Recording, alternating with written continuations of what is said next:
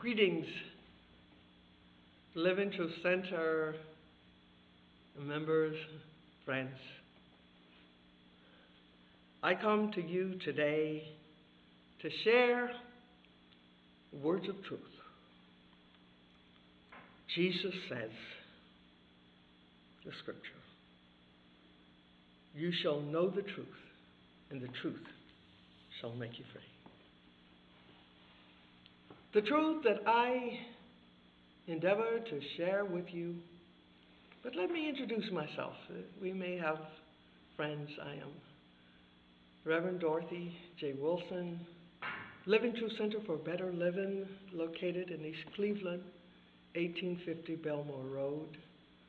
Living Truth Center is a member church of Universal Foundation for Better Living, international organization founded by the late Dr. Johnny Coleman of Chicago, Illinois. This organization is one that teaches truth principles laid down by Jesus Christ, our way shower. Truth principles, how to live happy, healthy, and prosperous lives. Back to my message today. I want to share some truth. And as I go from day to day, I find myself again and again brought back or catapulted right back to our basic truth principles. So it is from the basic truth that we teach that I want to share a message of faith, of hope, comfort, and love today.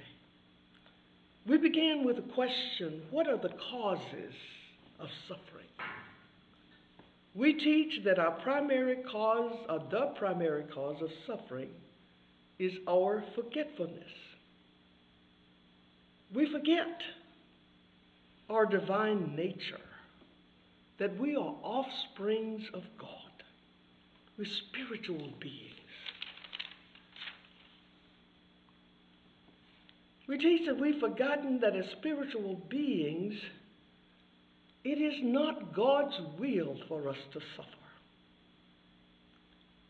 We teach that suffering does not turn us to God, but our desire to be free from suffering turns us to God. So this brings us to part 2. The remedy. What's the remedy for suffering?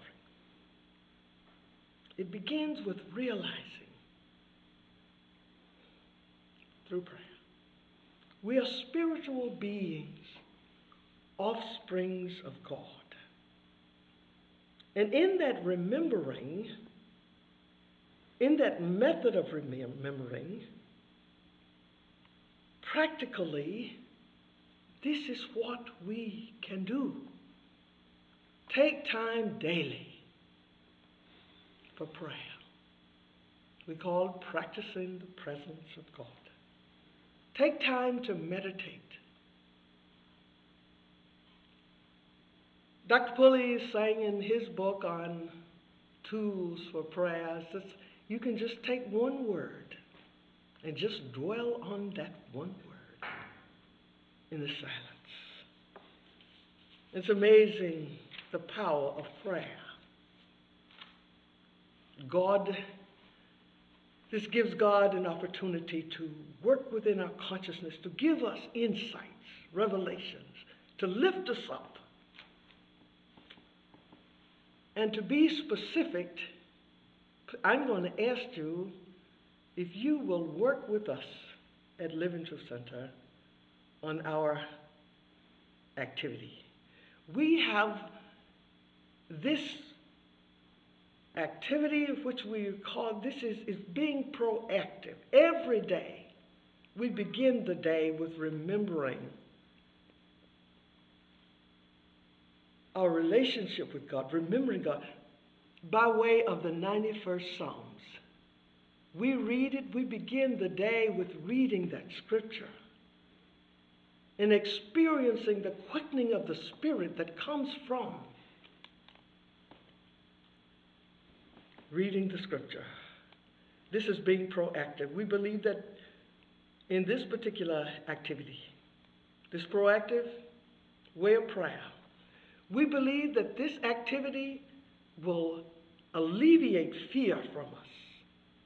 We believe that it will connect us, believe that it would rescue us and give us peace. And bringing this to a close, I want to remind you of the effect of prayer that Jesus gives in a parable that's found in the 18th chapter of Luke. He says, Jesus told his disciples a parable to show them how they ought always to pray and never give up. He said, in a certain town there was a judge who neither feared God nor cared about people.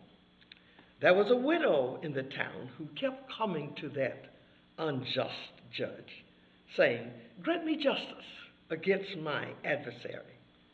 For some time the judge refused. But finally he said to himself, "Even though I don't fear God or care about people, I will grant this woman justice, or she'll just wear me down." And Jesus finally says at the end of the parable, "And shall not God avenge his own elect, who cries to him day and night, though he bears along with them?" I tell you, I believe our staying before God and remembering who we are will carry us to victory, first within and to the outer. And so it is.